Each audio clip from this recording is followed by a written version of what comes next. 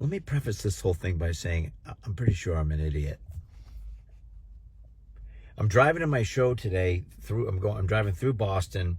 I need gas. I pull into the mobile station. I put my credit card in, and it asked me for my zip code. But because I just moved recently, within like the last couple weeks, I don't remember the new zip code. So I can't put in the old zip code because they've already changed it on my card and it won't match up. And then the gas pump will tell me to pound sand. You have an error, and it might eat my card, and I won't be able to get the card back or something. Like, I got all this shit in my head. So I take the card out. I go to get in the car and look at my phone to find out what my zip code is. Hon, what's my zip code? I get in the car. I pick my phone up, and my phone is dead. So I go into the mobile station.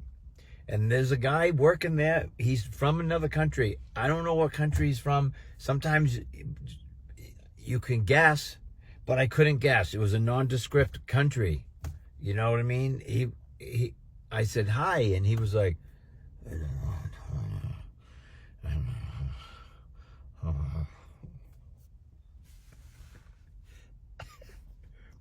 so try to explain that to somebody from another country, what your problem is. Hi, I'm an idiot. I don't know my zip code. And my phone's dead, so I can't look it up. Now I'm trying to ask him, could I borrow your phone so I could look up my zip code and then also come in here with my credit card and purchase a phone charger from you? Which I will then have to put my zip code in also, but I won't be able to do it unless you give me enough grace to borrow your phone. So he's got his phone in his pocket. I can see the outline of it. And could I use your phone? And he goes, Even if you're from another country and someone says, can I use your phone? You're like, I don't know about that, dude. But the guy was wicked nice. He was kind of smiling, kind of laughing, trying to figure out what I was saying. And then his wife came out of the shitter. I guess she was in the shitter. And she goes, can I help you? I was like, oh my God, thank God. Thank God. I explained to her, I go, ma'am, I'm an idiot. And I'm sorry, but your husband doesn't understand me. She goes, no, he doesn't understand me. She rolled her eyes like, oh. Then I started thinking maybe he wasn't from another country. Maybe he just had a problem.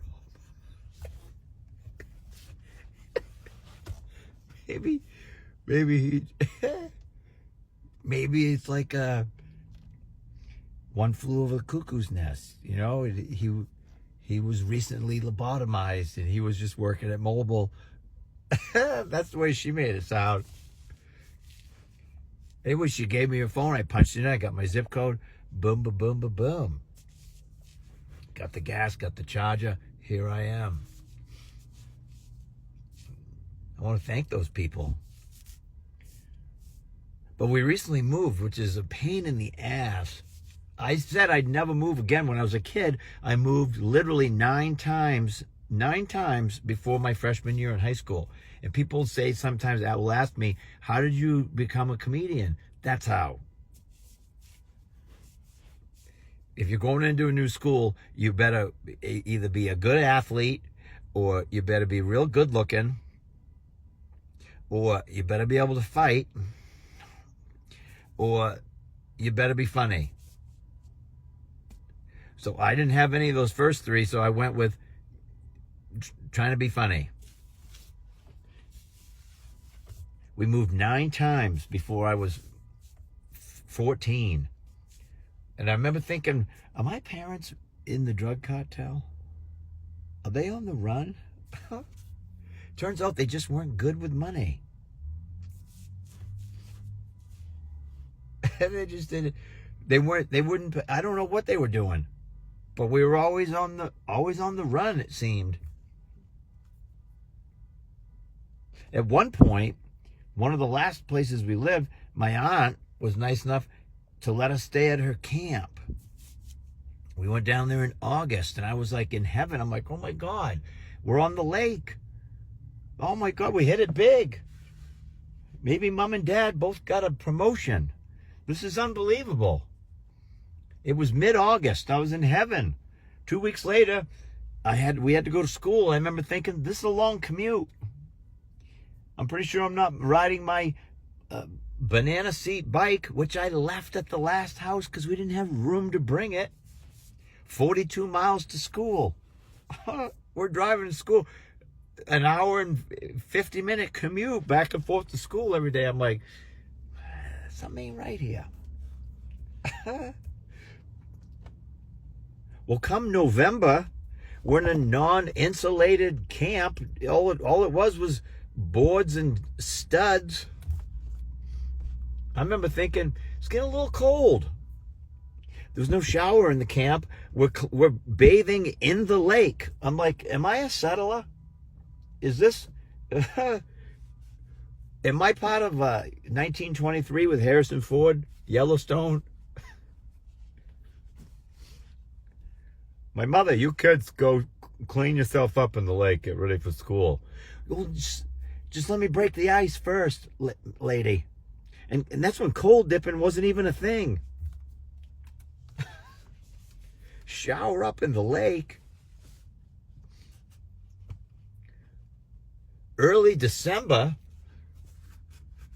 I remember thinking, why am I wearing 3 pairs of sweatpants and a snorkel jacket to bed?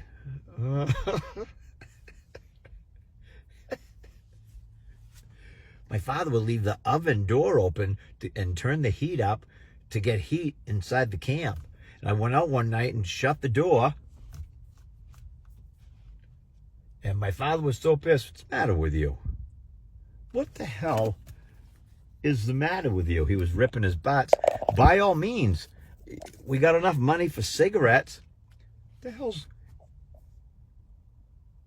Masha, what's wrong with him? I'd leave the oven door open for heat. The kid came out and shut it. I'm like, well, I'm only 11, maybe 10. I remember thinking, probably ought to shut this oven door. I don't want to die in a fiery blaze. You psycho. I wouldn't have done it if he had paid your bills. Anyway, I love you guys. Everything's fine. It's just a story I'm telling you. That's what happened. You don't develop your life by what happened. ED happened. You develop your life by what you're doing and what you can do. Okay, folks? That's a little motivation for you.